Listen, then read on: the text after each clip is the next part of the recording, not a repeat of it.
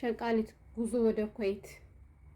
አሁን ልብሳችን ረትበን አብረን ዳይ ጉዞ ወደ ኩዌት። በሶስት አረብ ሀገራቶች ዙሪያ መጥቻለሁ። አሳዛኝ ማስደሳችም ዜና አለ ማለት ነው። አሰላሙ አለይኩም ወራህመቱላሂ ወበረካቱ። ክርስቲያን ወገኖቼ ሰላም ብያለሁ። እንዴት ናችሁ? እኔ ያለው አልሐምዱሊላህ ሜም ሸቃሊት ነኝ። ዛሬም በአዲስ ቪዲዮ መጥቻለሁ። አብራችሁኝ ቆዩ። ለቻናሉም አዲስ ከሆናችሁ ላይክ፣ ሰብስክራይብ በማድረግ ቤተሰብ ሁኑ።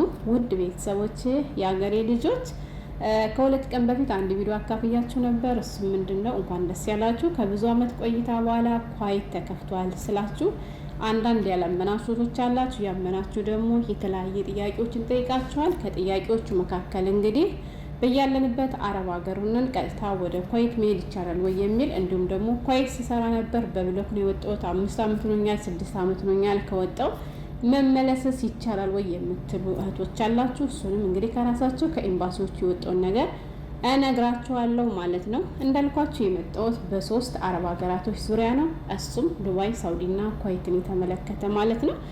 ካሳዛኙ ዜና ልጀምር፣ ከዛ በሚያስደስተው ብደመድምላችሁ ይሻላል አይደል? ወይ ሸቃሊት ጉድሽ። አሳዛኙ ዜና ምንድነው ካላችሁ ዱባይ በረራ ቆሟል። ባሎቻችሁን ወንድሞቻችሁን ለማምጣት 300-400 ሺህ ብር ከፍላችሁ በረራው ለሰኞ ነው፣ ለእሑድ ነው፣ ለቅዳሜ ነው ተብላችሁ በተስፋ እየጠበቃችሁ ላላችሁ ቶች እንግዲህ አብሽሩ፣ ተረጋጉ። ኢንሻአላህ ብዙም አይቆይም ይከፈታል ብዬ ተስፋ አድርጋለሁ። በነገራችን ላይ በምን ምክንያት እንደተዘጋ ግን አላውቅም። ጥያቄ እንዳትጠይቁኝ ብቻ በረራ ቆሟል የተባለው ገባችሁ። አንዲት ያጎቴ ልጅ ራሱ ከኢትዮጵያ ለረፍት ላይ ነበር። እሷ ራሱ መመለስ ፈልጋ በረራ የለም እየተባልኩ ነው እንዴ ለሆነ ምናምን አለች። እና ታዲያ ምን ችግር አለው? አንድ ለመልካም ነገር አስቦልሽ ሊሆን ይችላል። ስለዚህ ዱባይ ቢዘጋ ወደ ኩዌት ትሄጃለሽ እያልኳት ነበር ማለት ነው። እናንተ በነገራችን ላይ ሳልነግራችሁ እኛ እኮ ወደ ሳውዲ አረቢያ ስንር ለምርመራ እኮ ከፍለን የነበር 450 ብር ነበረ። ትናንትና አንዲቱ ማለት ነው ለምርመራ 9300 ብር ከፈልኩ ብትለኝ በጣም አዘንኩ። ይሄን እያየ ታዲያ ማን ነው ከአረብ ሀገር ተመልሶ ሌላ አረብ ሀገር ለመሄድ የሚሰለፈው? በዚያ ላይ ያለው ውጣ ወረዳለች። እናማ በዚህ አጋጣሚ ያገሬ ልጆች ኑ ልንገራችሁ ማለት እኔ ዱባይ ስለተመቸ ብቻ ዱባይ ስላልኩኝ ከሌላ አረብ ሀገራት ሆናችሁ ደሞዝ እየተከፈላችሁ በቂ ምግብ እያገኛችሁ አይ በቃ ዱባይ ሀሪፍ ሀገር ነው ማለት ነው ብላችሁ ለመምጣት ያሰባችሁ ባላችሁበት አርፋችሁ ስሩ። ለምን ብትሉ አረብ ሀገር ነው። የአረብ ቤት ነው። የሰው ቤት ነው። ሁሉም አንድ ነው። ገብታችኋል? በተለይ ደግሞ ገፍታችሁ አትምጡ። ገፍቶ መምጣት መጨረሻው አያምርም። ትናንትና አንድ ታሪክ አካፍያችኋለሁ። ቪዲዮን ያላያችሁ ገብታችሁ እዩ። ለ100 ድርሃም ብላ አቋርጣ ሄዳ አሁን ያለችበት ቤት ምን አይነት ቤት እንደሆነ እንዴት አድርጋ ጉድ እንደሰራቻት ታሪኳን ነገራችኋለሁ። ቪዲዮን አድምጡት ማለት ነው። ኮንትራት ቤት የምትሰሩ ብዬ ለቀኩትን ቪዲዮ እና አረብ ሀገር ነው። እንዲሁም ደግሞ አሁን ኩዌት ስንላችሁ ኩዌት ከሌላ አረብ ሀገራቶች እውነት የሚለይ ሆኖ አይደለም።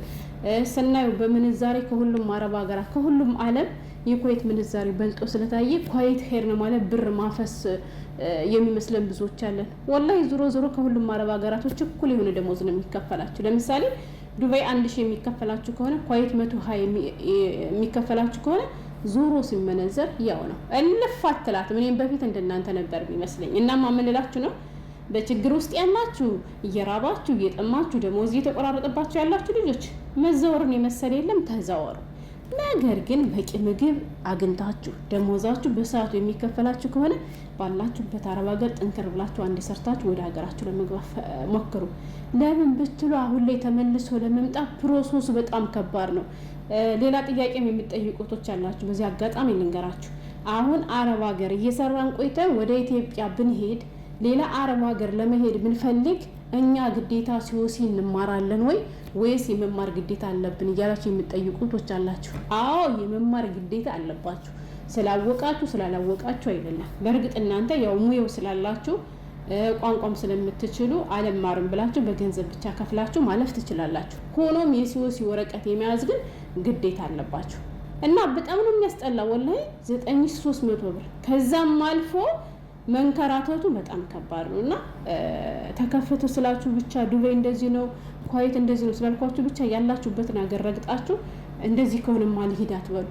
ረግጣችሁ ስትመጡ ካላችሁበት ቤት የባሰ ሊገጥማችሁ ስለሚችል ይሄንን አስቡበት። ግን በችግር ውስጥ ያላችሁ ሞክሩ፣ ተዛወሩ። ወላሂ ይሄን ሁላችሁ የምፈልገው እና የዱባይ በረራ ለጊዜው ቁሟል እየተባለ ነው።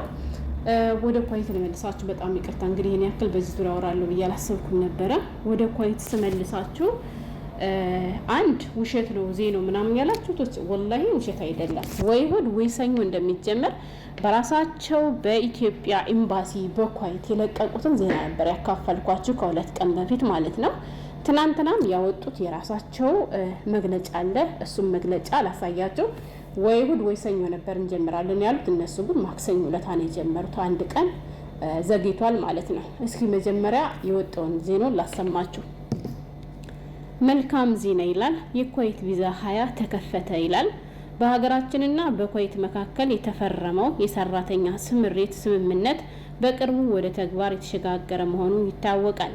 ይህንን ተከትሎ የኩዌት የሰራተኞች ቪዛ 20 በኦንላይን ሲስተም ላይ የተለቀቀ መሆኑን በታላቅ አክብሮት እናሳውቃለን ይላል። በቀጣይም ከስራ ስምሪቱ ጋር ተያይዞ የሚኖሩ መረጃዎችን የምናሳውቃችሁ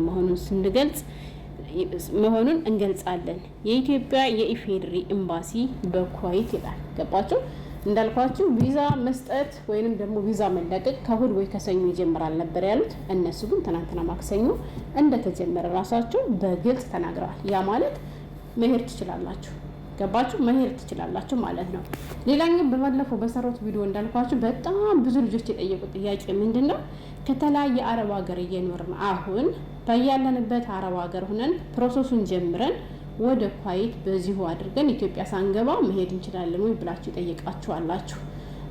ብሎ ከተደረገ ያለው 5 ዓመት ሆኖኛል 7 ዓመት ሆኖኛል ያላችሁቶች እናንተ መግባት እንደማትችሉ ነው እየተነገረ ያለው። በርግጥ ልትገቡ ትችላላችሁ፣ ግን ብዙ ነገር ሊኖረው ይችላል። ስለዚህ አንድ ኑራችሁበታል፣ አይታችሁታል ኩዌትን። ስለዚህ ወደ አላያችሁት አረብ ሀገር ሂዱ። ትናንትና ኩዌት እያላችሁ መልካም ቤት ገጥማችሁ ስለሰራችሁ ኩዌትን ወዳችኋት ከሆነ ነገ ስትሄዱ ጥሩ ቤት ላይ ገጥማችሁ ይችላል እና ያላያችሁት አረብ ሀገር ሄዳችሁ ብትሰሩ ይመረጣል እንጂ ብሎክ ኑሮባችሁ ፈራታባ እያላችሁ ራሳችሁን አጨናንቃችሁ ወደዚያ ለመሄድ ባታስቡ ደስ ይለኛል ማለት ነው። አንድ 4 ልጆች ጥያቄ ጠይቃቸዋል እና እናንተ ወደ ሌላ አረብ ሀገር ሂዱ ነው የምለው። ሌላኛው ሳውዲ ሁኜ ዱባይ ሁኜ ጆርዳን ሁኜ ቢሩት ሁኜ ኩዌት መሄድ ፈልጋለሁ ግን ይቻላል ወይ ላላችሁቶች መረጃው እንደሚያመለክተው ከሆነ እንግዲህ የተፈራረሙት ከኢትዮጵያ ኩዌት ነው። ገብቷችኋል?